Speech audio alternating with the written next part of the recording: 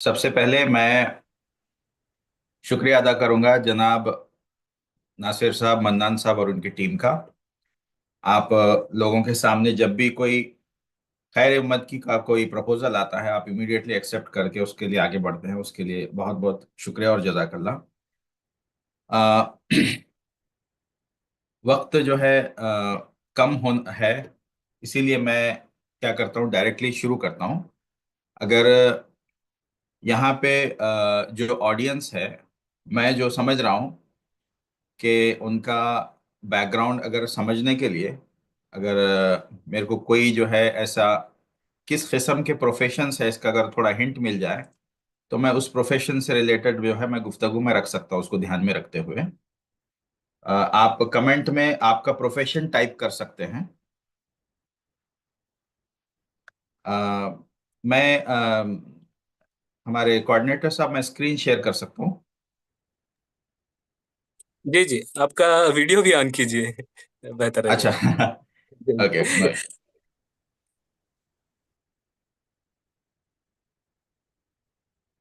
जी, उम्मीद है मैं दिख रहा हूँ। जी जी, माशाल्लाह। जी जी अ, मैं शेयर करूं साहब? अभी मेरा स्क्रीन ऑन है, कैसे कुछ थोड़ा सेटिंग है तो बता दीजिए। जी, स्क्रीन शेयर कर दीजिए आप। स्क्रीन शेयर, एक minute.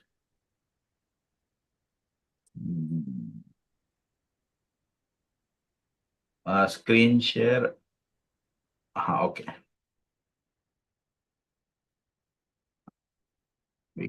We can share all participant बोलना है ना? जी, all participants. All participants can share someone else.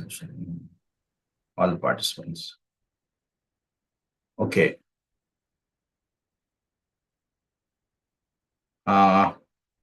Share, okay. Can you all see my screen? जी जी, आ रहा है। ओके, जज़ाकल्लाह। तो मैं, कमेंट कहाँ पे है? चैट। जी, जैसा कि मेरे सामने आई है लिस्ट। कोई टीची बैकग्राउंड से है, कोई इंजीनियर है, कोई आईटी है, कुछ लोग बिल्कुल स्क्रैच से जो है जीरो नॉलेज है ऐसा बता रहे हैं। पहली बात, अ, आप लोगों को जीरो नॉलेज नहीं है, है ऐसा नहीं है। हर एक को कुछ ना कुछ नॉलेज होता है, मगर थोड़ा सा क्या है, मतलब उस बैकग्राउंड में हम लोग सोचते नहीं, तो इसकी वजह से ये चीज़ें समझ में नहीं आती। तो जज़ाकल्लाह। मैं अपनी बात शुरू करते हुए, साथियों, सभी को सलाम। आज की जो मीटिंग है, आज की मीटिंग के बाद मैं आप लोगों से इतना प्रॉमिस करूंगा कि आपका इन्वेस्टमेंट के ताल्लुक से एक नजरिया पैदा हो जाएगा। अगर किसी के पास किसी भी चीज को देखने का अगर नजरिया ना हो तो उसकी नजर नहीं रहेगी। तो नजरिया पैदा करना जरूरी है कि अगर आपका एक नजरिया पैदा हो जाए तो उस नजरिए से आप बहुत सारी चीजों को एसेस और एनालाइज कर सकते हैं। तो साथियों, अभी देखिए, मैं कुछ शुरू कर रहा हूँ जॉनथन स्विफ्ट के एक कोट के साथ। Vision is an art of seeing what is invisible to others. Vision एक ऐसी चीज है, एक आर्ट है, देखने का एक तरीका है जो आम आंखों से ओझल है, उसे विजन कहते हैं। तो इस कोट का जो है मतलब जो है सारी मीटिंग में आपको आने वाले इसमें समझ में आएगा। साथियों, मैं कोई मोटिवेशनल स्पीकर तो हूं नहीं, लेकिन मैं जो है टारगेट बेस्ड ऑडियंस जो है, मैं बिलीव करता हूं कि लोगों के मसाइल हल हों। इंसान, अगर दो इंसान मिलते हैं तो उनको तीन नतीजे निकलने चाहिए। या मान के चलिए, इंसान ए और इंसान बी से जब मिलता है, तो या तो बी ए का मसला हल करे, या ए बी का मसला हल करे, या फिर ए और बी मिलके सी का मसला हल करे। अगर ये तीन काम नहीं हो रहे हैं तो हम खैरा उम्मा हैं ऐसा कहा नहीं जा सकता। तो इसके साथ मैं आगे बढ़ता हूँ। आप ये देखिए, मेरा एनआईएसएम का सर्टिफिकेट मेरे सामने, आपके सामने है। ये मैं सेबी से, एनआईएसएम से जो है सर्टिफाइड हूँ। ये मेरा ये है। और हालांकि इससे पहले से मैं बहुत सालों से स्टॉक मार्केट में हूँ, लेकिन मैं सर्टिफिकेशन किसी वजह से उसको ध्यान नहीं दिया था, लेकिन ऑफिशियली करना चाहिए ऐसा सोच के मैं इसको कर लिया। तो मेरा स्क्रीन तो दिख रहा है ना सभी को? जी, नजर आ रहा है। जी जी। तो चलिए अब हम शुरू करेंगे बहुत ही बुनियादी सवाल से।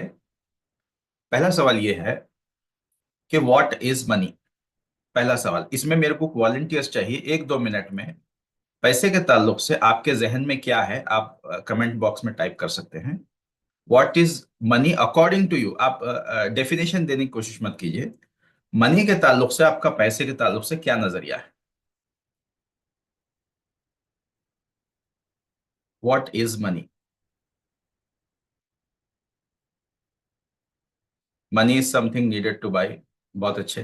नेसेसिटी, सही है सवाल। पॉसिबल हैप्पीनेस, ये भी सही है। फाइनेंशियल फ्रीडम, सही है। माशाल्लाह। एसेंशियल थिंग टू सस्टेन, बहुत सही। माशाल्लाह, काफी एजुकेटेड ऑडियंस है। An essential of life, very good. Tool tool to exploit resources, okay. Money is power, okay, got it, got it. तो चलिए साथियों, आप सब लोग गौर कीजिए। आपके जवाबों से मेरे को ये समझ में आया कि आपने जवाब तो क्लोज टू रियलिटी दिया, लेकिन आप पहले सवाल समझिए। मेरा सवाल यह है कि व्हाट इज मनी, पैसा क्या है। आप लोग जो जवाब दे रहे हैं वो पैसे का इस्तेमाल और उसके असरात के बारे में बता रहे हैं। सवाल यह है कि व्हाट इज मनी, पैसा इटसेल्फ क्या है।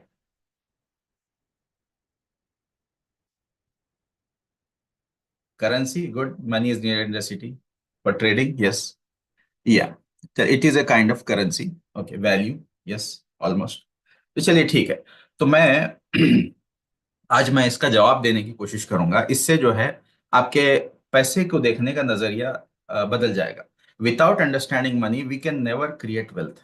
यहाँ पे एक बात समझ लीजिए, जब तक आप मनी, पैसा क्या है, उसका नेचर क्या है, या पैसा खुद क्या है, मनी क्या है, इसको जब तक आप समझते नहीं, उसका आपका जो है वेल्थ क्रिएशन इज पॉसिबल नहीं है।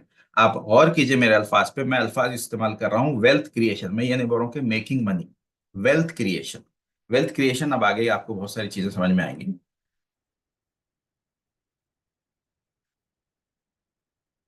जी। अब देखिए, Allah talks about money and wealth and currency in Surah Kahf. सूरह कहफ में अगर आप लोगों ने उसका तर्जुमा पढ़ा है, सूरह कहफ में एक जब मूसा अलैहिस्सलाम खिज़र अलैहिस्सलाम से मिलते हैं, तो एक टूटी हुई दीवार को बनाते हैं। और पूछा गया कि भी क्यों बनाते हैं, तो उसमें बताते हैं कि भाई, इस जमीन के नीचे यतीमों का खजाना है। एक दो यतीम बच्चों का खजाना हो गया है, ताकि वो जब बड़े हो जाएंगे तो उनको वो खजाना मिल जाए। इस नीयत से मूसा अलैहिस्सलाम बताते हैं। खजाना या फिर उनका पैसा या फिर उनकी मालियत या उनकी वेल्थ, आप किसी को भी वो कर सकते हैं। सवाल है ये है यहाँ पे, वो जो दीवार है, दीवार के नीचे जो है जो वेल्थ थी, वो किस शक्ल में थी। क्या करेंसी की शक्ल में थी? क्या जो है गोल्ड की शक्ल में थी, या किस शक्ल में थी? आप कमेंट्स में टाइप कर सकते हैं इस ताल्लुक से। किस शक्ल में? Gold coins, correct. Yes, gold. ठीक है। तो उस जमाने की प्रेशियस चीजें थी, ट्रेजर। हाँ, treasure is a world. Mostly gold हो सकता है, हीरा मोती हो सकता है, क्योंकि उस जमाने में हीरे जो है, आज जो है माइनिंग ज्यादा होने से हीरे की थोड़ा वेट वो गिर गई। एंशियंट कॉइन्स, हाँ। Ancient coins are also made up of gold and other things. तो उस जमाने की currency mainly is made up of metal which is precious metal, that is gold. और ये थी। तो अब कुरान क्या है, कुरान क्या बोलता है कि Quran is a book of time. ये हर जमाने के लिए, हर दौर के लिए, हर कौम के लिए रेलिवेंट है। तो जब वो जमीन के नीचे, जब इसका मतलब ये है कि जब खिजर अलैहिस्सलाम ये कह रहे हैं कि बच्चे छोटे हैं, जब बड़े हो जाएंगे तब उनको जब मिल जाएगा, इसका मतलब ये है कि अगर वो करेंसी की शक्ल में होती तो करेंसी की वैल्यू तो डिप्रिशिएट होती है। हर महीने अगर हमारी खुद की करेंसी जो है साल में 6-7% डिप्रिशिएट हो रही है। अगर मान के चलिए कि 500,000 के नोट होते हैं, तो 500,000 के नोट अक्टूबर 2016 को तो रद्दी हो गए। तो जाहिर सी बात है वो उस शक्ल में तो थे नहीं। तो अल्लाह ताला यहाँ पे इशारा दे रहा है कि real currency, real wealth, real gold क्या है, उसकी तरफ एक इशारा है। तो इससे ये समझ में आया कि असल करेंसी या असल जो है वैल्यू जो है, ये इस किस्म के ट्रेजर्स की है। तो अब सवाल ये पैदा होता है कि अब अब ये बात मैं आपको इसलिए बताना चाह रहा हूं कि 200 साल पहले जब से करेंसी प्रिंटिंग शुरू हो गई है, तब से लेके आज तक पैसे को देखने का नजरिया बदल चुका है। यहीं पे मुस्लिम एज ए उम्मा जो है, यहाँ पे एक बहुत बड़ी चूक ये हुई है कि हमारे लोग क्या करते थे, स्पेशली हमारे बड़े बुजुर्ग पैसे को जमा करने की, सेव करने की कोशिश करते थे, जबकि पैसा हर साल 6-7% से डेप्रिशिएट हो रहा है, एक भी। दूसरी बात, आप वहां पे देखिए, ये यतीमों का जो माल था वो जमीन के नीचे दबा हुआ था। अगर वो यतीम जैसे बच्चे अगर बड़े होंगे तो मान मान के चलिए 15-18 साल के बाद जब बच्चे उसको निकालेंगे, तो जाहिर सी बात है उनको 18 साल 15 साल के बाद की वैल्यू मिलेगी। पहले 16 साल 18 साल पहले की वैल्यू नहीं मिलेगी। तो अप्रिसिएशन होगा। तो इसका मतलब ये है कि वो जमीन के अंदर जो जो उनका खजाना है, इसके बावजूद भी जो है उसकी वैल्यू बढ़ रही है। ये उसकी तरफ इशारा है, चाहे वो कॉइन की शक्ल में हो सकता है उस जमाने में दिरहम जैसे कुछ कॉइनें हो सकती है जैसे रोमन एम्पायर में थे, ये कुछ भी हो सकता है। तो यहाँ पे एक बात ये समझ में आई कि अपने को असल करेंसी को समझना जरूरी है। पॉइंट नंबर 2, अब मनी क्या है? असल मनी ये है, मनी।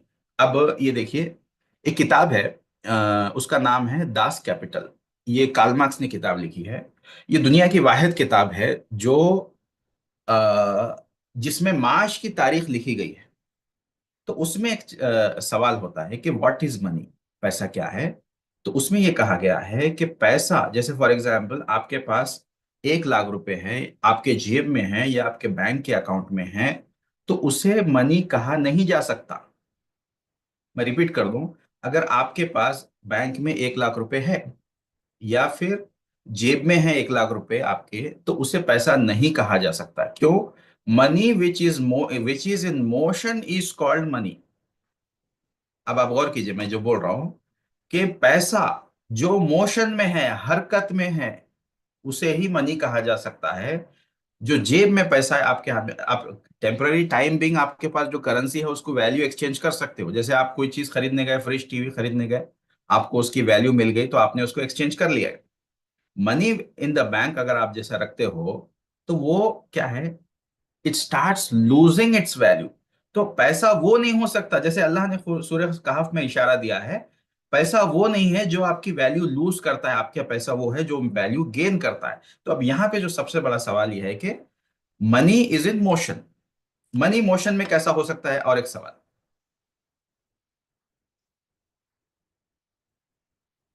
देखिए, द प्रॉब्लम, अब मैं इसका जवाब मैं बाद में दूंगा। मनी इन मोशन में what is the problem with the paper currency now? अभी हमने अब हम सबको समझ में आ गया है कि भाई पेपर करेंसी का सबसे बड़ा प्रॉब्लम क्या है। पेपर करेंसी का सबसे बड़ा प्रॉब्लम क्या है? एक प्रॉब्लम बताइए पेपर में। अब आप देखिए, मैंने, हाँ, depreciation, very good. Paper currency का सबसे बड़ा प्रॉब्लम है डेप्रिशिएट। डेप्रिशिएट क्यों होती है पेपर करेंसी? नहीं, वर्चुअल ट्रांजैक्शन वो सारी चीजें तो अपनी जगह है, लेकिन उसका बेस तो कैश है, पैसा है। Inflation, very good very good, आपने सही फरमाया। पेपर करेंसी का सबसे बड़ा प्रॉब्लम यह है कि यहाँ पे इन्फ्लेशन, इन्फ्लेशन सबसे बड़ा problem. Then how do you beat the inflation? अब यहाँ पे देखिए, you can not create wealth without beating the inflation. जब तक आप इन्फ्लेशन को बीट नहीं करेंगे, you can not create wealth. Am I clear? माशाल्लाह। तो यहाँ पे जब तक आप इन्फ्लेशन को बीट नहीं करेंगे, देखिए, इन्वेस्ट करना है, क्या करना है अपन उसको बाद में देखेंगे।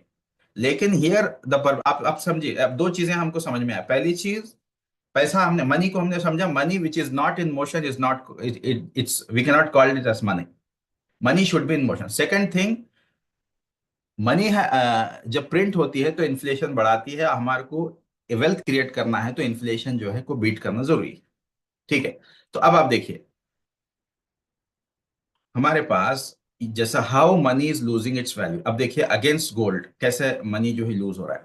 पहले 1990 में 3,200 रुपये जो गोल्ड था, 2022 में 49,000 हो गया, यानी 22 तक मेरा रिकॉर्ड है, अभी बढ़ गया है। एक्चुअल इन्फ्लेशन जो है 9.2% से जो है मनी ने गोल्ड के अगेंस्ट इन्फ्लेशन बढ़ा है। पेट्रोल 7.9%, डीजल 10% एंड दूध 8%। तो इसका मतलब ये है inflation is eating our money. अब आप इसमें देखिए, how inflation is eating your money. 1990 में जो 1 लाख रुपए थे, 2022 में उसकी वैल्यू 10,000 रह गई है। यानी 7% से मनी हमारी डेप्रिशिएट हो रही है। इससे ये बात हमारे को समझ में आती है। अब सबसे बड़ा सवाल है, how the money works and how the money is created in fact. जो मैंने रेड में लिखा है, अगर कोई बताना चाहे तो बता सकते।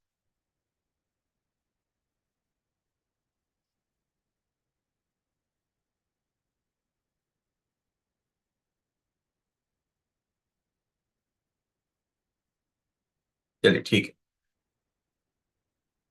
Based on deposit of gold, okay okay okay. तो साथियों, अभी आप आपने आपने गौर किया। अब मैं how the money is created, मैं उसको बाद में उसको डील करूंगा। How the money works is, money works in MCM model. अब आपको ये चीज समझना बहुत ज्यादा ज्यादा जरूरी है। यहाँ पे M stand for money, C stand for commodity and M stand for money.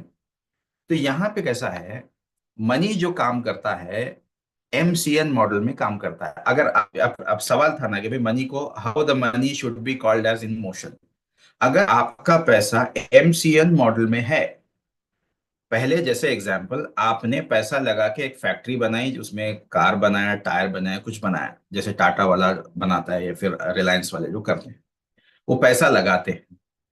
पैसा लगा के क्या करते हैं, कमोडिटी बनाते हैं। कमोडिटी का मतलब एनीथिंग विच इज, जिसको आप बाई और सेल कर सकते हो। फिर वो कमोडिटी को पैसे में कन्वर्ट करते हैं। तो जैसे एग्जांपल, मैंने कोई कार बनाई 1 लाख में, इन्वेस्ट करके 1 लाख में बनाई। फिर वो कार को मैंने, मान के चलिए 1,20,000 में मैंने सेल किया। तो मेरा खर्च जाके उसमें 10,000 है, तो 10,000 पर कार मैंने प्रॉफिट बनाया। जैसे 10 लाख की कार बनाई, मैंने उसको 12 लाख में बेच दी, मेरा खर्च निकला और मेरा 1 लाख रुपए नेट प्रॉफिट बना। तो यहां तक तो क्लियर है ना आप। MCM model is nothing but business. तो आपके मनी को जब तक आप हरकत में नहीं रखेंगे, आपका पैसा जो है, it starts losing its value. This is, ये जो है हमारे को चीजें समझना बहुत ज्यादा जरूरी है। आगे देखिए, Quran talks about business, value, wealth and currency. ये सारी चीजें जो है, आप सूर्य यूसुफ में इसको इसको आप गौर कीजिए। सूर्य यूसुफ में लर्निंग क्या है कि यूसुफ अलैहिस्सलाम, यानी बादशाह को एक ख्वाब आता है जिसमें ये पतली गाय मोटी गाय को खा रही है। तो इसके ख्वाब की ताबीर पूछी गई, तो यूसुफ अलैहिस्सलाम ने समझाया कि 7 साल जो है खुशहाली रहेगी और 7 साल कहर पड़ेगा। तो इससे यह समझ में आ गया कि 7 साल हमारे को इन्वेस्ट करना है अनाज उगाने के लिए, चाहे वो गंदुम हो, वीट हो या कोई और अनाज हो। क्यों? वो लोग ये बात ख्वाब की ताबीर से समझ चुके थे कि आने वाले 7 साल में इसकी वैल्यू बढ़ने वाली है। तो ये जो है कमोडिटी की वैल्यू बढ़ने वाली है। तो इसमें दो चीजें हुई, एक तो कहत का मसला हल हुआ, लोग जो है भूख से नहीं मरे, वो स्टोरेज हुआ। आप यूसुफ, सूर्य यूसुफ में आप देख लीजिए। दूसरा फायदा ये हुआ कि बादशाह ने ऐसी कमोडिटी में इन्वेस्ट किया यूसुफ अलैहिस्सलाम के मशरे मशवरे पर, जिससे इजिप्ट की हुकूमत को बहुत सारा रेवेन्यू भी आया। तो इसका मतलब this is also a kind of investment. अब इन्वेस्टमेंट के लिए क्या चाहिए? इन्वेस्टमेंट का नॉलेज चाहिए। इन्वेस्टमेंट के लिए क्या चाहिए? Invest, time is value, cash flow, time value money. Very good, माशाल्लाह, you are relating to the subject. तो अब यहां से ये बात हमारे को समझ में आई। Next, what was the first thing prophet Mohammad सल्लल्लाहु अलैहि वसल्लम डिड इन मदीना। देखिए, नबी करीम सल्लल्लाहु अलैहि वसल्लम जैसे मदीना में आए, वहां पे एक हुकूमत कायम की। पहला काम नबी करीम सल्लल्लाहु अलैहि वसल्लम ने क्या किया? ही एस्टैब्लिश्ड अ मार्केट। सबसे पहला काम, मार्केट उन्होंने एस्टैब्लिश की। दूसरा काम किया, वहां से करेंसी कौन कौन सी होगी, 4 किस्म की करेंसी वहां पे हुई, जिसमें से गोल्ड, सिल्वर और डेट भी था, और एक मेरे जहन में नहीं है। तकरीबन 4 किस्म की करेंसी उन्होंने डिसाइड किया कि भाई बताएं, ये ही करेंसी में ट्रेड होगा। यानी अपनी करेंसी को ही उन्होंने सिक्योर कर लिया। दूसरी, he declared water as national resources. वहां पे उस मार्केट में क्या चीज ट्रेड होगा और क्या चीज ट्रेड नहीं होगा, वहीं पे उन्होंने डिफरेंशिएट कर दिया। आप वाटर को एज ए कमोडिटी ट्रेड नहीं कर सकते। वो बात अलग है कि यूनाइटेड नेशन ने वाटर को जो है एक रेजोल्यूशन पास करके कमोडिटी डिक्लेयर कर दिया है, वो अलग बहस है। लेकिन being Muslims we cannot consider water as commodity. तो यहाँ पे अब इससे ये समझ में आता है हमारा मार्केट, हमको अगर कुछ कमाना है, हमारी इकोनॉमी को स्टेबल करना है, हमको अपलिफ्ट होना है, या अपने को इन्वेस्ट करना है, रिटर्न चाहिए, तो एक मार्केट होना जरूरी है। दूसरा, हमारे को हमारी करेंसी का नॉलेज होना जरूरी है, कमोडिटी और करेंसी का नॉलेज होना जरूरी है। इससे ये सबक हमारे को मिलता है। माशाल्लाह जो है अल्लाह के रसूल की जिंदगी में, सीरत में हमारे को हर चीज का गाइडेंस है। I am proud to inform you about this। यहाँ पे we must understand the nature and importance of currency, commodity and market. अगर हमारे को इन्वेस्ट करना है तो हमको करेंसी, कमोडिटी और मार्केट का नेचर मालूम होना जरूरी है। What is currency, commodity and market we have now? अब सबसे बड़ा सवाल ये है। आप कोई जवाब देना चाहे तो आप कमेंट में दे सकते हैं। Invest in valuable. ओके, अपने पास we are running out of time. Okay, अभी मैं आपको ये एक अहम बात मैं बताना चाहूंगा कि मुस्लिम्स का बिजनेस में फेलियर का एक सबसे बड़ा रीजन ये है कि Muslims did not understand the difference between merchantism and industrial revolution. Merchantism और इंडस्ट्रियल रेवोल्यूशन में फर्क ये है कि मर्चेंटिज्म में कहीं से आप कोई सामान लाते हैं सस्ते से सस्ते में और महंगे से महंगे में देते बेचते हैं, फिर आपका प्रॉफिट बनता है। ये पहले मर्चेंटिज्म में था।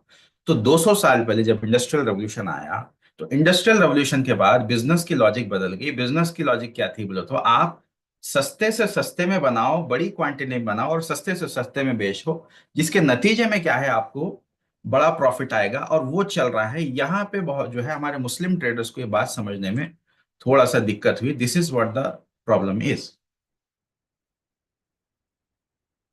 Coming to the next slide. देखिए, we have three types of investment. अब मैं टाइप बता दे रहा हूँ, हमको करना नहीं करना है विल डिसाइड लेटर। पहला क्या है हमारे इंडिया में जो है, सिक्योरिटीज एंड बॉन्ड्स है। दूसरा है लैंड एंड गोल्ड है। तीसरा है इक्विटी मार्केट है। अब ये तीनों में फर्क क्या है मैं आपको बताता हूँ। Bonds and security anyhow we won't do, हम लोग करते नहीं, नॉन मुस्लिम्स करते हैं। अगर नॉन मुस्लिम्स करते भी हैं तो उनका जो है रिटर्न बहुत कम होता है, जिसमें उनको कोई प्रॉफिटेबल नहीं होता। वो सीनियर लोग करते हैं, वो अलग बहस है। दूसरा है land and gold. Land and gold की खास बात यह है, पहली चीज, लैंड एंड गोल्ड एक रिजर्व करेंसी टाइप है। वो खुद से कुछ जनरेट नहीं करते। जैसे मान के चलिए आपने आपके घर में ज्वेलरी के टाइप में कुछ और टाइप में सोना रखा, तो सोने की वैल्यू धीरे धीरे बढ़ रही है, रिटर्न धीरे धीरे बढ़ रहा है, यानी money is losing its value. But वो कुछ प्रोडक्शन आपको मंथली या डेली बेसिस पे दे नहीं रहा। दूसरी बात लैंड है।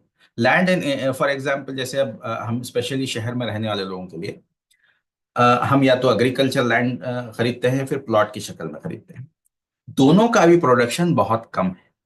अब क्योंकि अगर आप एग्रीकल्चर लैंड बड़े अमाउंट में खरीदेंगे तो उसका कोई मतलब नहीं। तो एक चीज, एक प्रॉब्लम ये है। दूसरा प्रॉब्लम लैंड एंड गोल्ड से ये है कि जब तक कोई, फॉर एग्जांपल आपने कोई लैंड खरीदी 50 लाख रुपीज एकड़, अगर आप उसमें प्रॉफिट बनाना है, तो जब तक कोई आपको 60 लाख ऑफर ना करे या उसको बेच ना दे, तो आपके जेब में प्रॉफिट नहीं आए। ये प्रॉब्लम है। दूसरा, गोल्ड का तो इस्तेमाल हमारे हमारे पास नहीं के बराबर है। ये सबसे बड़ा प्रॉब्लम है। इक्विटी का मैं ये नहीं बोल रहा हूं कि भाई लैंड और गोल्ड में इन्वेस्ट नहीं करना चाहिए, करना चाहिए बेस्ड ऑन योर रिक्वायरमेंट, वो अलग चीज है। इक्विटी की अच्छी बात क्या है कि equity producers it's value. Equity के अंदर वैल्यू होती है। Value in the sense, for example अगर मैं आपको ये एक टाटा मोटर्स का बताऊं कि अगर आप देखिए टाटा मोटर्स का क्वार्टरली रिजल्ट, 21 में 26,000 करोड़ का बिजनेस हुआ। एक सॉरी 61,000 करोड़ का बिजनेस हुआ। दिसंबर में 72,000 करोड़। ऐसा होते होते होते होते 2024 सितंबर क्वार्टर में 1 लाख से ज्यादा का बिजनेस हुआ। ये क्या हो रहा है यहाँ पे? प्रोडक्शन हो रहा है। सॉरी मेरा स्लाइड, प्रोडक्शन हो रहा है, इंक्रीजिंग वैल्यू। तो ये इसका एडवांटेज है। तो let's go to the next slide. How to approach the equity market. अब सबसे बड़ा सवाल यह है कि जब भी हम इक्विटी मार्केट में अप्रोच करेंगे, सबसे बड़ा सवाल यह आता है कि भाई हम इक्विटी मार्केट को अप्रोच कैसा करें और कौन सी मार्केट अप्रोच करें, इसका जवाब है स्लाइड 2 में। मेरा स्लाइड 2 विजिबल है ना आप सबको? Making money is tough. कोई जरा ओके, अब ये स्लाइड में आप देखिए, making money is tough, growing money is even tougher. अब एक जहन में याद रखिए, पैसा कमाना टफ है, मगर उसको इन्वेस्ट करके रिटर्न बनाना इवन टफ टफ काम है। लेकिन कुछ रास्ते ऐसे हैं जिसको एक टफ काम को, जैसे इंडस्ट्री के एक्सपर्ट लोगों ने इसको आसान बनाया। अब फॉर एग्जांपल अब यहाँ पे देखिए, question is where to invest, India और अब्रॉड, ये भी एक सवाल है। तो अगर आप डेटा देखेंगे तो सॉफ्टवेयर इंडस्ट्री में पिछले 15 सालों में टीसीएस, जो इंडिया की one of the leading company है, 857% का रिटर्न दिया है, जबकि आईबीएम जो इंटरनेशनल कंपनी है 200% का रिटर्न है। अब ऑटोमोटिव सेक्टर में देखिए, मारुति ने तकरीबन 400% का रिटर्न दिया, होंडा ने 50 से भी कम दिया और टोयोटा ने 223%। एफएमसीजी अगर आप देखेंगे, पीएनजी का रिटर्न है 638% और पीएनजी यूएस का रिटर्न है 432%। क्यों? इससे ये समझ में आया कि we are a growing economy because of our population. अब दूसरा सवाल ये होता है कि which segment should we invest. देखिए, पहली चीज, हमारे पास 3 ऑप्शन है, saving, debt and equity. Debt में हमें इन्वेस्ट करेंगे नहीं। सेविंग का जो है, अगर हम सोच रहे हैं अगेंस्ट इन्वेस्टिंग इक्विटी, तो ये हमारे आपके सामने ग्राफ है। सेविंग जो है, आप कितना भी कर लो, जहां एक थोड़ा सा जो है 19-20 का फर्क होगा, लेकिन ये जो ऊपर लाइन जारी है, ये जो है रिटर्न है इन्वेस्टमेंट का। अब यहाँ पे, people give lot of time to earn money, but they give little time to grow. हमारा सबसे बड़ा प्रॉब्लम ये है कि हम क्या करते हैं, हमारे कैपिटल को ग्रो होने का टाइम नहीं देते। हमको जल्दी रिटर्न चाहिए। ये जरूरी नहीं है आपके साथ हो, लेकिन इन जनरल जो हो रहा है मैं वो बोल रहा हूँ। देखिए, हमारे पास जब ब्रिटिश प्लान करते हैं तो 200 साल की प्लानिंग करते हैं, ब्राह्मण प्लान करते हैं तो 2000 साल की प्लानिंग करते हैं। जापान की शॉर्ट टर्म प्लानिंग 20 साल की होती है। शॉर्ट टर्म, लॉन्ग टर्म आप छोड़ दीजिए, शॉर्ट टर्म प्लानिंग 20 साल की होती है। तो मैं आप लोगों से रिक्वेस्ट यही कर रहा हूं, आप कम से कम 10 से 20 साल की आप प्लानिंग करेंगे तो you can create a lot of wealth. अब यहाँ पे दूसरी बात, हमारे लोगों के सामने ये भी एक सवाल आता है कि ट्रेडिंग बेटर है या इन्वेस्टमेंट बेटर है। ट्रेडिंग इस कॉन्सेप्ट में होता है, buy sell buy sell buy sell buy sell. और लॉन्ग टर्म में, शॉर्ट टर्म में किया जा सकता है और कुछ लोग डिसिप्लिन से कर रहे हैं और वो कामयाब है। लेकिन लॉन्ग टर्म में ट्रेडिंग इज नॉट गुड। बहुत सारे ट्रेडर जो है इन्वेस्टर बन चुके हैं। आपके सामने एक एग्जांपल है, 25 साल का एक नौजवान 1.5 मिलियन डॉलर कमा चुका था, लेकिन उसने गंवा दिया और आज जो है वहां पे लोकल एक शॉप में काम कर रहा है। तो इससे ये समझ में आ रहा कि investment is always better than trading. अब यहाँ पे एक अमेजिंग स्टडी स्टडी है, देखिए, investment in shares of Maruti could have bought Audi. अगर आप 15 साल पहले मारुति की कंपनी में 5 लाख लगाए होते तो आज उसकी वैल्यू होती थी 39 लाख। ये बात मैं इसलिए समझा रहा हूं कि हमारे एक दोस्त थे, वो एक कंपनी में काम करते थे, महिंद्रा। तो उन्होंने पीएफ कटाया, थोड़ी बहुत जमीन ले ली, बहुत कुछ इन्वेस्टमेंट किया। अगर वो हर महीना दो तीन महिंद्रा जिस कंपनी में वो काम कर रहे हैं उसका स्टॉक वो खरीदते, तो उनका जो है रिटायरमेंट का अमाउंट आया तकरीबन 31 से 40 लाख। अगर वो इन्वेस्ट करते होते तो उनका रिटायरमेंट अमाउंट होता था 8 से 10 CR। तो this is the power of investing which you need to understand. अब आप देखिए, इन्वेस्टिंग व्हाट यू कंज्यूम।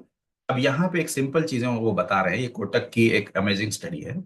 आपको ये समझ में नहीं आएगा कि भाई हम इन्वेस्ट करेंगे तो कहाँ पे इन्वेस्ट करेंगे। तो इन्वेस्ट आप उसमें कीजिए जो आप कंज्यूम कर रहे हैं। जैसे एग्जाम्पल, आपने गोदरेज का कोई चीज खरीदा खरीदा या मारिको का बिस्किट खरीदा, टाटा की चाय की पत्ती खरीदी, तो आप टाटा को रिच बना रहे हैं। तो ऐसा भी हो सकता है कि आप टाटा की चाय खरीदो, मारिको का बिस्किट करो और एट द सेम टाइम उसमें इन्वेस्ट करो। तो इस तरीके से अगर आप इन्वेस्ट करेंगे तो आपकी वैल्यू जो है, वेल्थ जो है आपका क्रिएशन शुरू होगा। अब इक्विटी रिस्की है, बहुत सारे लोग ऐसा बोलते हैं। अब आप when two by stock, you by business. तो देखिए कैसा है, हम इक्विटी जब खरीदते हैं, किसी कंपनी का स्टॉक खरीदते हैं, चाहे रिलायंस का हो, टाटा को हो या एमआरएफ का हो, या इंडियन ऑयल का हो, हम इनफैक्ट वो बिजनेस को खरीद रहे हैं। तो यहाँ पे एक अच्छा सा ग्राफ डाल के बताया गया है, स्टॉक जो है ऊपर नीचे होता है, लेकिन अगर आप देखेंगे एक हॉरिजॉन्टल एक वर्टिकल लाइन जो ऊपर की तरफ जा रही है, दैट इज बिजनेस। तो हमको हमेशा क्या होना चाहिए, बिजनेस में जो है सोचना चाहिए। अब यहाँ पे जब आप एक अमेजिंग चीज यहाँ पे बताई गई है, stocks are slaves to the earning. Stocks जो है अर्निंग के पीछे भागते हैं। जिस कंपनी की अर्निंग होती है वो कंपनी का जो है हमेशा जो है स्टॉक बढ़ता रहता है। जैसे आपके एग्जांपल मैं अभी थोड़ी देर पहले आपके सामने बताया, ये टाटा है। टाटा मोटर्स का अगर आप स्टॉक देखोगे तो पिछले अभी स्टॉक बहुत गिरा हुआ है, 774 में चल रहा है अभी, जबकि उसके हाई जो 1179 के तकरीबन जो है 50% गिरा हुआ है टाटा स्टॉक। अगर आप इसमें देखोगे इसकी अर्निंग में कोई कमी नहीं है, इसका बिजनेस हो रहा है, नॉन स्टॉप हो रहा है, लेकिन फिर भी स्टॉक गिरा हुआ है। तो इसमें this is the right time to invest in Tata stocks. अगर आप देखिए ईयरली भी इसका अर्निंग बढ़ता जा रहा है, एक आध क्वार्टर में नीचे हो सकता है, लेकिन इसका अर्निंग बढ़ता जा रहा है। तो यहाँ पे इस लॉजिक को बताया गया है। अब आप देखिए यहाँ पे टाइम का बता रहा है कि इफ यू, अगर आप टाइम और पेशेंस देंगे अपने इन्वेस्टमेंट को बढ़ने के लिए, तो उसका नतीजा क्या आता है। 20 साल आपने होल्ड किया उस मार्केट में तो आपका रिटर्न आया 13 टाइम्स। आपने 30 साल होल्ड किया तो आपका रिटर्न हो गया अराउंड 18 टाइम्स। अगर आपने 40 ईयर्स रुक गए तो वो 18 टाइम्स बन गया 300 टाइम्स। अब ये जो डेटा मैं जो बोल रहा हूँ आपके सामने मैं बताऊंगा। अब यहाँ पे सवाल ये भी पैदा होता है कि मैं बहुत सारे क्वेश्चंस जो है इन्वेस्टमेंट के ताल्लुक से जो आएंगे तो मैं उसको क्लैरिफाई करने की भी कोशिश कर रहा हूँ आज के सेशन में। अब सवाल ये पैदा होता है, what do I lose money in Indian market. अगर मैं मार्केट में पैसा खो दी तो कैसा, या खो दिया तो कैसा। तो अब देखिए ये मार्केट है इंडिया की, जो धीरे धीरे जिसका ग्रोथ हो रहा है, इसका CAGR जो भी है 31%। अभी कोई कंपनी है उसका इसमें क्लियरली दिख नहीं रहा है, लेकिन इसका जो है ग्रोथ हो रहा है। तो अगर आप देखिए यहाँ पे अलग अलग वजह से डिप आया, यहाँ पे 74% मार्केट गिरी, यहाँ पे 50% मार्केट गिरी, यहाँ पे 33% मार्केट गिरी, या 26% गिरी, या 19% गिरी, यहाँ पे 23। ओवरऑल लॉन्ग टर्म में क्या हुआ, इसका प्रॉफिट यानी मार्केट ऊपर जाती ही गई जाती ही गई। अब फॉर एग्जांपल इसकी ग्राफ में आपको अच्छी तरीके से समझ में आएगा। अगर आप डे के पॉइंट ऑफ व्यू कुछ दिन के लिए इन्वेस्ट कर रहे हो तो अब यहाँ पे रेड है, रेड में नीचे जा रहा है मार्केट, फिर ऊपर जा रही, फिर नीचे जा रही, फिर ऊपर जा रही। ईयर्स में कर रहे हो, एक साल ऊपर है एक साल नीचे है, फिर 2 साल 2 3 साल ऊपर है, फिर एक साल नीचे है, फिर इस तरह। अगर उसी तरह डेकेड्स में आप करते हो, ऊपर ऊपर ऊपर ऊपर, एक बार नीचे फिर ऊपर, तो इससे ये समझ में आता है कि अगर आप अपने इन्वेस्टमेंट को टाइम दोगे तो CAGR का भी वो आएगा भी आगे, टाइम दोगे तो वो इन्वेस्टमेंट बढ़ेगा। दूसरी बात, एक अहम बात यहाँ पे, नॉर्मली क्या होता है कि आगे अभी आप लोग इन्वेस्टर नहीं हो, जब आप इन्वेस्टर होगे तो आप बहुत सारे सवाल आपके जहन में आएंगे, बहुत सारा कंफ्यूजन होगा, डर, बहुत सारी चीजें होगी।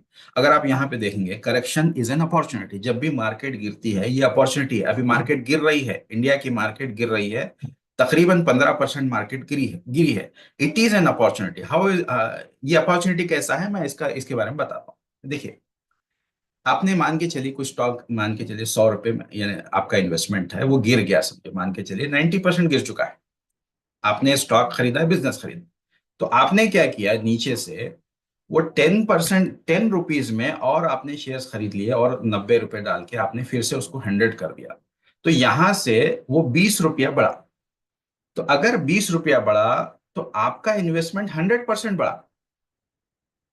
यहां पे देखिए अगर आप 40 रुपीज बढ़ा तो फिर 100% बढ़ा, 80 रुपीज बढ़ा तो फिर 100% बढ़ा। तो नीचे से क्या हो रहा है, आपका एक्यूमुलेशन हो रहा है, और ओवरऑल आपका रिटर्न जो है जो -90% था 900% हो चुका है। आप इस ग्राफ में देख सकते हैं। अब मैं आपका इसका प्रैक्टिकल एग्जाम्पल मैं आपको देता हूं। देखिए हमने अब तक ये समझा कि भाई हमारे को इक्विटी में इन्वेस्ट करना है, हमारे को इंडिया की मार्केट में इन्वेस्ट करना है, हमारे को जो है अ, कैसा इन्वेस्ट करना है। तो दूसरा तरीका ये है कि एक्सपर्ट के थ्रू हमारे को इन्वेस्ट करना है। एक्सपर्ट से फायदा क्या होगा हमारे को, आप आगे आपको डेटा समझ में आएगा। तो अब मैं आपके सामने एक छोटा सा डेटा रख रहा हूँ एक फंड का, जिसका नाम है आदित्य बिरला सन लाइफ फ्लेक्सी कैप फंड। जो रियल टाइम फंड है इसको आप बाद में भी जो है गूगल पे वगैरह चेक भी कर सकते हैं। तो ये फंड स्टार्ट हुआ 1999 में। तो अब आप देखिए यहाँ पे पहला साल जो है 10,000 इसने महीना इन्वेस्ट किया। तो और आप देखिए 10,000 के हिसाब से साल का हुआ 1,20,000। उस समय एनएवी था 37 रुपीज। म्यूचुअल फंड में जो म्यूचुअल फंड की वैल्यू एनएवी पे, नेट एसेट वैल्यू, उस वो होती है, जितना एनएवी बढ़ता है उतना आपका इन्वेस्टमेंट बढ़ता है। तो इन्वेस्टमेंट हुआ 1,24,000। 7% का रिटर्न पहले साल आया। और आप जो है 37 रुपीज का जो है आपने यूनिट खरीदा। यूनिट कितना? 3,294। यानी एनएवी रेट होता है, और आप जितना इन्वेस्ट करेंगे, जैसे 37 रुपीज देंगे तो एक एक यूनिट, और इसका डबल देंगे तो दो यूनिट। इसी तरह से इसने क्या किया, 3,294 यूनिट इसने जमा की। दूसरे साल क्या हुआ इसी फंड में, इस ये नॉन स्टॉप एसआईपी जारी रख रहा है। दूसरे साल क्या हुआ, उसने 2,40,000 इन्वेस्ट किया 10,000 के हिसाब से। बट यहाँ पे एनएवी गिर गया। 37 वाला एनएवी 22 रुपीज में आया, यानी इसका -32 रुपीज नीचे आया इसका एनएवी। आप गौर कीजिए। Eliminate risk later we can sell the, या यहाँ पे देखिए आप 30 -32 नीचे गया। तो अब इसको तो पैनिक करना चाहिए, डरना चाहिए। अभी अपने दोस्त को पूछेगा, किसी को पूछेगा, डर जाएगा, अरे भाई ये क्या हो गया। तो उसी तरह आप डेटा में देखिए 7,000 यूनिट इसने एक्यूमुलेट किया। जैसे एनएवी गिरा इसका एक्यूमुलेशन बढ़ गया। दूसरा देखिए, तीसरे साल उसने डाला, तीसरे साल भी उसने -9% का रिटर्न दिया, क्योंकि 22 से सिर्फ 3 रुपए एनएवी बढ़ा, मगर उसका यूनिट देखिए 12,000 के ऊपर चला गया। चौथे साल देखिए 4,80,000 इसने इन्वेस्ट किया। यहां पे यूनिट बढ़ा 38 एनएवी। 37 से सिर्फ मुश्किल से 1 रुपया बढ़ाए, मगर उसका परसेंट, उसका सीएजीआर जो है, उसका रिटर्न है 15%, और उसका यूनिट है 16,000। छठवें साल देखिए 6 लाख का इन्वेस्टमेंट, 58 एनएवी। उसका इन्वेस्टमेंट हो गया 11 लाख, 25% से 19,000 एनएवी हो गया। उसी तरह उसने क्या किया, जंप करके 10वें साल का डेटा लिया।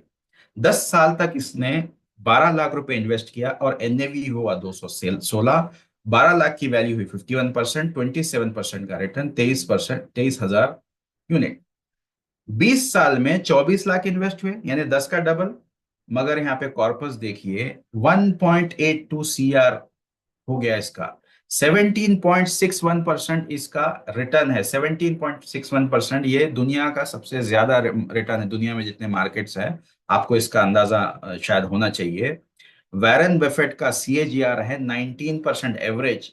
किसी साल उन्होंने मैक्सिमम 22% वैरन बफेट ने क्रॉस नहीं किया, दुनिया का सबसे अमीर इन्वेस्टर है। लेकिन ये इस फंड ने कितना दिया, 17.61%, यूनिट 26,000। इसी तरह 22 में 27,000 का, 27 लाख का इसका इन्वेस्टमेंट हो गया। वो 27 लाख हो गए 3.1 CR। अब आप यहाँ पे देखिए 18% से ज्यादा का इसने रिटर्न दिया 22% में। आपका जो एसआईपी था, आपने इन्वेस्ट में सिर्फ 27 लाख किए, लेकिन वो हो गया 3.1 CR।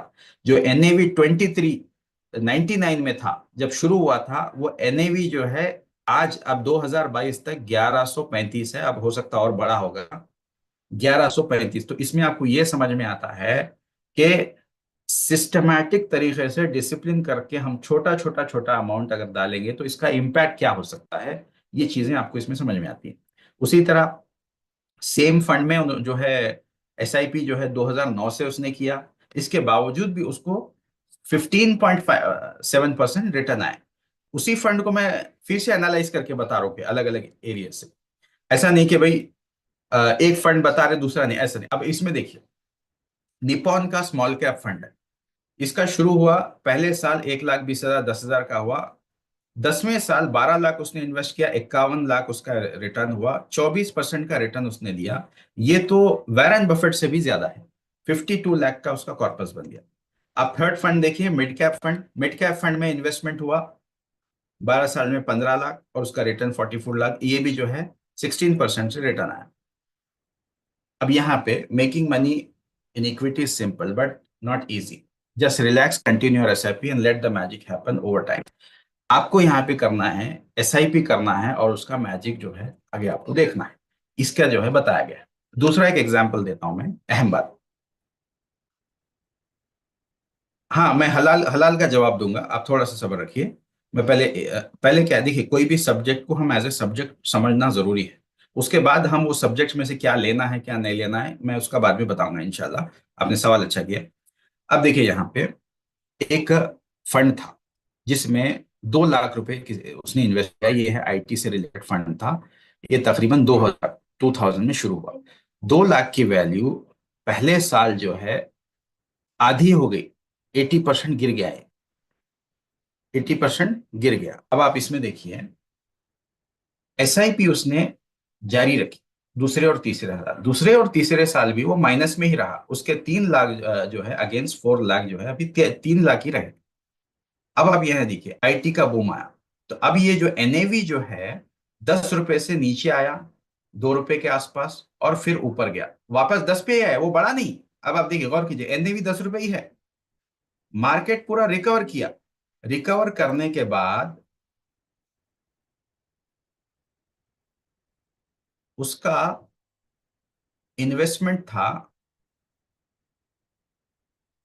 7 लाख, वो 17 लाख हो गए। 30% का सीएजी आ रहा। अब आपका सवाल यह होना चाहिए कि 10 रुपए पे से शुरू हुआ और वापस 10 पे भी आया। आने के बावजूद भी 30% का रिटर्न आया। वो कैसे आया? क्योंकि जब मार्केट गिरी थी एनएवी 2-3 रुपए आया था। इसने क्या किया? एनएवी को अक्यूमुलेट किया। एक्यूमुलेशन की वजह से क्या हुआ? ये क्या है? एक स्ट्रैटेजी है। इस स्ट्रैटेजी के तहत उसको ये सारे पॉइंट्स मिले। अब ये कैसा हुआ? Bought maximum unit when the market fell down. उसने क्या किया? बीइंग एन इन्वेस्टर, मार्केट जब नीचे थी सस्ते में जब स्टॉक्स थे और उसने उसको उठाया। अब यहाँ पे देखिए 26 लाख जो है उसके 4 करोड़ का कॉर्पस बन गया। 20% का उसका सीएजीआर है। अब देखिए what if I do not invest in equity. अब आप किस में इन्वेस्ट करेंगे? रियल एस्टेट में करेंगे, गोल्ड में करेंगे। दो मेजर चीज। अब आपको एक छोटा सा मैं एग्जांपल देता हूँ। मैं रियल एस्टेट में नहीं करना चाहिए, मैं फिर से डिस्क्लेमर दूं, रियल एस्टेट में करना चाहिए लेकिन आपके पोर्टफोलियो को डाइवर्सिफाई करना चाहिए। राकेश झुनझुनवाला ने क्या किया? 2005 में उस उनके क्रिसिल के जो शेयर थे वो बेच के उन्होंने एक घर खरीदा 27 करोड़ में मलबार हिल्स में। उसकी वैल्यू कुछ दिन बाद हुई 50 करोड़। उसी वक्त में जो क्रिस्टल के शेयर उन्होंने बेचे थे 27 करोड़ में उसकी वैल्यू हो गई 700 करोड़। तो इससे ये समझ में आता है कि जो पावर ऑफ कंपाउंडिंग है इस तरफ हो रहा है, पावर ऑफ कंपाउंडिंग। तो हमारा वेल्थ क्रिएशन करना है तो जैसे आइंस्टाइन कहते हैं compounding is the eight wonder of the world. तो हमको क्या करना है? हमारे इन्वेस्टमेंट को कंपाउंडिंग करना है। उसका फॉर्मूला जब सिंपल है, ट्रेडिंग करना नहीं है, एक्सपर्ट्स के साथ लॉन्ग टर्म विजन बना के काम करना है। अब सिंपल चीज है, what is the prescription for long term wealth? It's simple, regular investment. एक छोटा जैसे गोली पिल्स देते हैं उसका रेगुलर जो है तरीके से इन्वेस्ट करना है।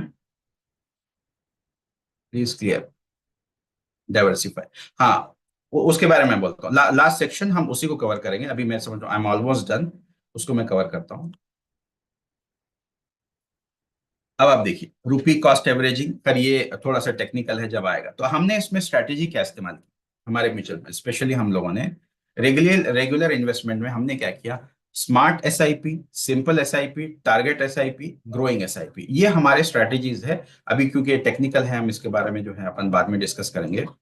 अब देखिए एलोकेशन ऑफ न्यूट्रिशन। जैसे आप एग्जाम्पल है, आप खाने में आप हर चीज का जो है कार्बोहाइड्रेट, प्रोटीन, आयरन, ये हर ये सारी जो है न्यूट्रिएंट्स इंसानी बॉडी को जरूरी है। उसी तरह आपके इन्वेस्टमेंट का डाइवर्सिफिकेशन जरूरी है। जैसे मान के चलिए आपका 100 में से आपने मान के चलिए आपने 25% रियल स्टेट में एलोकेट किया, 25% कहीं और किया। अब मिनिमम 20 से 30% आपका फाइनेंशियल एसेट होना जरूरी है। फॉर एग्जाम्पल अगर आप कोई प्लॉट खरीदते हैं, मान के चलिए 15 लाख 20 लाख में आपने प्लॉट खरीदा।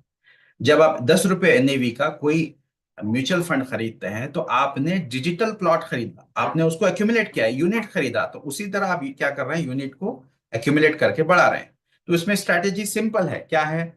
Simple smart, start early, invest in the right asset class. Right asset class में इन्वेस्ट करना भी जरूरी है। सेव रेगुलरली, रेगुलरली सेव करना है और अपने गोल को अचीव करना है। यहाँ पे क्या है? Asset allocation, regular investment, short term pain versus long term pain, equity, buy on dip, ये पूरी स्ट्रेटेजी यहाँ पे बयान की जा रही है। अब देखिए what if you are late. यहाँ पे दो हमारे पास एग्जाम्पल है, अगर हम जल्दी करेंगे या लेट करेंगे इसमें फर्क क्या है।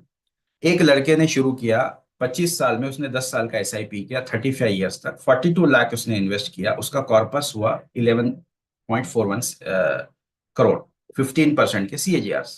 दूसरे आदमी ने 45 साल की उम्र में किया लेकिन डबल इन्वेस्ट किया, 20,000 किया, मगर यहाँ पे 15 साल के लिए किया, 36 लाख लगाया, 1.23 सीआर उनका कॉर्पस बना। तो दोनों में फर्क ये है टाइम का, जितना जल्दी आप स्टार्ट करोगे उतना जल्दी अच्छा रहेगा। यहाँ पे कुछ मैं इन्फ्लेशन के अगेंस्ट जो है मैं डेटा दे रहा हूँ। अगर मान के चलिए गोल्ड का जो है 8.6% रिटर्न है, लेकिन अगर आप 6% इन्फ्लेशन निकालेंगे तो असल रिटर्न उसका है 2.56%। सिल्वर का ऐसा आपके सामने है, बैंक वगैरह का मामला है। यहाँ पे सेंसेक्स का, इंडियन मार्केट का भी है। इसके सामने छोटा सा डेटा, क्योंकि टाइम इज रनिंग आउट, मैं थोड़ा सा जल्दी कवर करता हूँ। हाँ, यहाँ पे देखिए, अगर सेंसेक्स में मान के चलिए आपने 1,000 रुपये आज से 1981 में आप लगाए होते, तो इन्फ्लेशन की वजह से गोल्ड में 27,000 होता, सिल्वर में 24,000 होता, बैंक में 24,000 होता, डिपॉजिट में 36 होता, और सेंसेक्स में 2,69,000। ये है हमारे पास 1981 से लेकर अब तक का डेटा है। अब सवाल ये है कि अब हम, मैं इन्वेस्टमेंट की जर्नी के लिए आगे बढ़ रहा हूं तो क्या मुझे कोच चाहिए। आज पहले जमाने में मुसलमानों में भी कॉन्सेप्ट था, उनके लिए जैसे बादशाह होता था उसके बच्चे होते थे, या फिर इवन बहुत सारे जो लोग अतालिक यानी एक मेंटर अपॉइंट करते थे।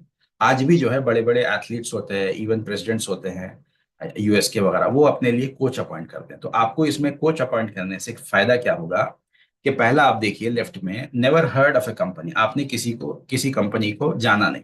राइट में, know enough to make decision, आपने क्या है उस कंपनी के बारे में जाना। वो कैसे जाना? एक्सपर्ट के थ्रू। एक्सपर्ट ने क्या किया? नो द स्टॉक टिकर, नो द स्टॉक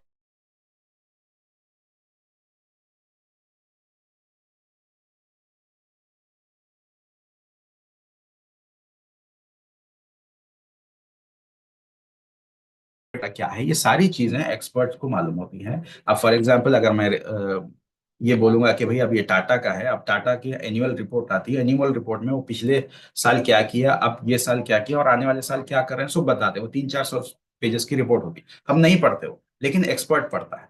एक्सपर्ट के क्या होता है, if you need a coach, अगर आप कोच मिलेगा तो वो आपको बढ़ेगा। तो ये बोलना चाह रहा हूं मैं कि अब यहाँ पे हम लोग ने मेरी, क्योंकि वक्त काफी हो गया है, ये चीज समझ में आई है कि हमारे को इक्विटी में इन्वेस्ट हमारे को करना है। और इक्विटी में इन्वेस्ट क्या करना है?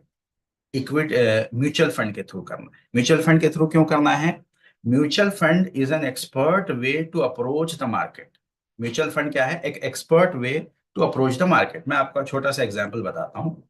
ये मेरा पोर्टफोलियो है, आप देखिए इसको। अब आप इसमें एक कंपनी है, EKI बल्कि की कंपनी, ठीक है। ये मेरा पोर्टफोलियो 81% डाउन है, आप देख रहे हैं यहाँ पे 81% डाउन। ये है 19% डाउन, ये है 10% डाउन। तो बोलने का मतलब ये है कि एक्सपर्ट्स को मालूम होता है, एक्सपर्ट क्या करता है, हमारा फंड 50 कंपनीज में डाइवर्सिफाई करता है और वो मेक श्योर करता है कि हमारा जो है इन्फ्लेशन को बीट करके हमारा रिटर्न आए। वो म्यूचुअल फंड में होता है। आपके सामने मैं पूरा डेटा वगैरह प्रेजेंट किया हूं। अब आखिरी सवाल ये है कि भाई आपका हलाल फंड कौन सा है। देखिए इसमें दो चीजें हैं। पहली चीज, उलमा ने क्लियरली क्लियरली बताया है कि दो चीजें हमारे को स्टॉक मार्केट में अवॉइड करना है। पहली चीज बैंकिंग का निजाम, दूसरी चीज एज जो शराब वगैरह में जो डील करती है बेवरेजेस। इसके अलावा जितनी चीजें हैं वो हलाल है। काफी उलमा ने जो है इसके बारे में फतवा भी दिया है, एक बात। दूसरी बात, इसके अलावा भी हमारे पास फंड्स है जो एथिकल फंड के नाम पे चल रहे हैं। जैसे एग्जांपल मैं आपको बताऊं,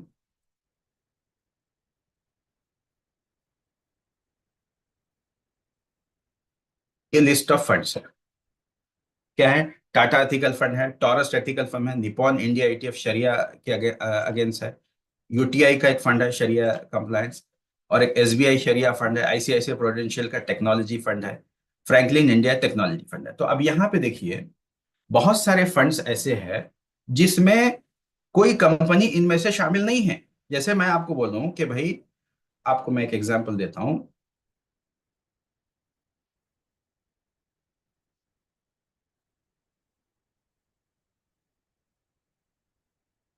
अब आप देखिए यहाँ पे,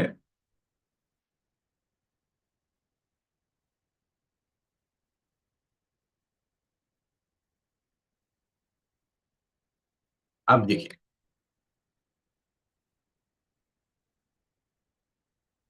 अब ये एसबीआई का एक ऑटोमोटिव फंड है। तो अब इसकी होल्डिंग देखिए आप, इसकी होल्डिंग क्या है, इसने 19% महिंद्रा एंड महिंद्रा में लगाया, सुजुकी में 10%, टाटा में 7%, टीवीएस में 5%। ये कंपनी संवर्धना, ये पार्ट्स की कंपनी, बजाज वगैरह। तो इसमें एक भी कंपनी ऐसी नहीं है जो बैंकिंग और बेवरेज से जुड़ी हुई है। उसी तरह अब आप देखिए, ये एक फंड है। दूसरा एग्जाम्पल, अब आप आईटी से रिलेटेड एक फंड है,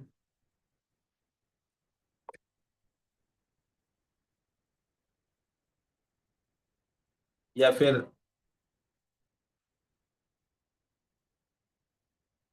टेक्नोलॉजी फंड है। अब टेक्नोलॉजी फंड की होल्डिंग देखिए, इसमें टेक्नोलॉजी के ज्यादातर कंपनीज हैं। HCL है, टेक महिंद्रा है, जोमेटो है, फ्रैंकलिन टेक्नोलॉजीज है, भारती एयरटेल, TCL, इन्फोसिस। तो ऐसे बहुत सारे फंड्स हैं जो, जिसमें बहुत सारे एक्सपर्ट लोगों ने अलाउ किया है कि आप इसमें ये प्रिकॉशंस लेके आप उसमें इन्वेस्ट कर सकते हो। यहाँ तक मैं समझता हूँ, आप हलाल इन्वेस्टमेंट के ताल्लुक से मैंने जो रिक्वायर्ड इंफॉर्मेशन थी वो उलमा के हवाले से मैंने क्लियर की, क्योंकि मैं प्रोफेशनल आलिम नहीं हूँ। मैं फाइनेंस के बारे में जानता हूँ, लेकिन मेरे पास इतना जो नॉलेज है, हराम हलाल से कैसे बचे और दूसरों को बचाए। और मेरे जितने भी क्लाइंट्स हैं, उनको मैं ये सारी चीजें देख कर ही उनको फंड सेलेक्ट करके मैं देता हूँ। तो मैं समझता हूँ कि वक्त के हिसाब से स्टॉक सिलेक्शन फॉर लॉन्ग, देखिए, स्टॉक सिलेक्शन, पहली बात, मैं I am not authorise to tell कि स्टॉक सिलेक्शन क्या है। दूसरी बात, स्टॉक सिलेक्शन में आपको थोड़ा सा अलर्ट होना चाहिए, केयरफुल रहना चाहिए, क्योंकि स्टॉक जब भी आप सेलेक्ट करते हो, अगर आप कोई एक्सपर्ट से एडवाइस लेके करते हो तो ठीक है, लेकिन आप जिस स्टॉक में भी कर रहे हो तो आप ये मान के चलना पड़ेगा, मैं जो स्टॉक में कर रहा हूँ, कल ये 90% गिरा तो भी मैं उसके लिए रेडी होना चाहिए। ये इसके लिए रेडी होना चाहिए, इसीलिए जो है, मैं देखिए, नॉर्मली होता क्या है, कि हमारे बहुत सारे लोग मैं देखा हूँ चिट फंड में इन्वेस्ट करते हैं, पॉन्जी स्कीम्स में इन्वेस्ट करते हैं। रिसेंटली हमारे पास एक कर्नाटक में IMA का स्कैम आया।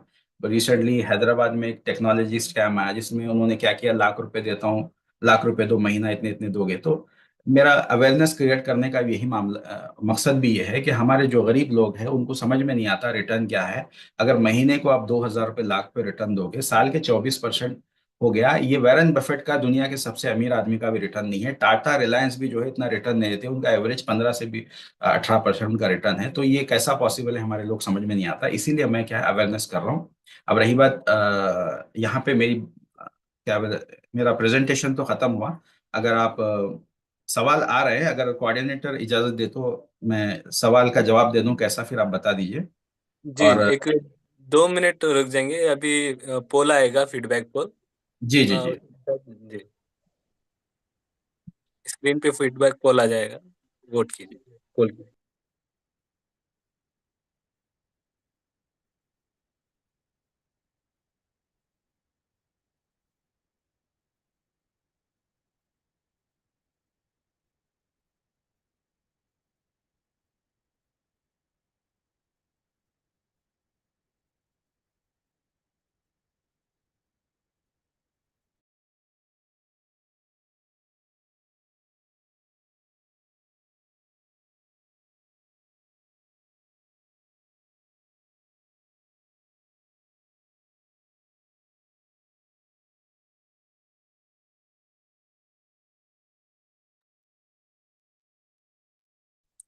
अभी 4-5 मिनट बचे हुए हैं, हम सिर्फ 2 सवाल ले लेंगे। जी, उसके बाद कंक्लूड कर देंगे हम। ओके, जजाकल्ला। साथियों, पहले एक मिनट में चैट बॉक्स खोल लूं। चैट बॉक्स, जी। You said water is not commodity, then what about selling purified water? खैर ठीक है, ये water is not commodity उसको डिक्लेयर किया गया है। अभी उस पर कोई गाइडलाइंस तो नहीं आया, अब ये सब जगह हो रहा है। देखिए, पहले इंश्योरेंस के ताल्लुक से भी था कि भी जायज नहीं था, अभी उसको अलाउ कर रहे हैं। देखिए, उलमा जब फतवा देते हैं कुछ चीज़ों के बारे में बोलते हैं, बहुत सारा ग्राउंड लेवल पे चीज़ों को एसेस करते हैं, उसके हिसाब से होता है। लेकिन असल मीटिंग का मकसद ये है कि हमारे लोगों को एनकरेज करें, क्योंकि देखिए आप याद रखिए, भारत का बजट है 48 लाख करोड़ का, जिसमें से 30% हम लोग इंटरेस्ट भरते हैं। बचा जो है 30 30 लाख करोड़ में से भी न जाने कितना किधर किधर जाता है, बहुत कम हम पर खर्च होता है। भारत की मार्केट है 424 लाख करोड़ की, आज के दिन 424 लाख करोड़ की, इतनी बड़ी कैपिटल मार्केट है। लेकिन हमारी कम्युनिटी यहाँ पे नदारत है। अगर यहाँ पे आप लॉन्ग टर्म, कम से कम अगर आप यंग हैं, आप टीचर हैं, डॉक्टर है, इंजीनियर है, जो भी हैं, धीरे धीरे धीरे धीरे आप क्या बोलते हैं, इन्वेस्ट करें, तो आप जो है म्यूचुअल फंड में करेंगे तो आप अपने गोल्स अचीव कर सकते हैं। यहाँ पे बहुत सारे सवाल आ रहे हैं अबाउट फिजिक्स वाला। नहीं, देखिए, आपके सवाल जो है म्यूचुअल फंड से रिलेटेड होना चाहिए आपको। मैं यहाँ पे म्यूचुअल फंड का एडवाइजर हूँ, मेरा रोल एडवाइस का है, और मेरा बिजनेस है डिस्ट्रीब्यूटरशिप का। ये मेरा कॉन्टैक्ट डिटेल्स है। एक मिनट।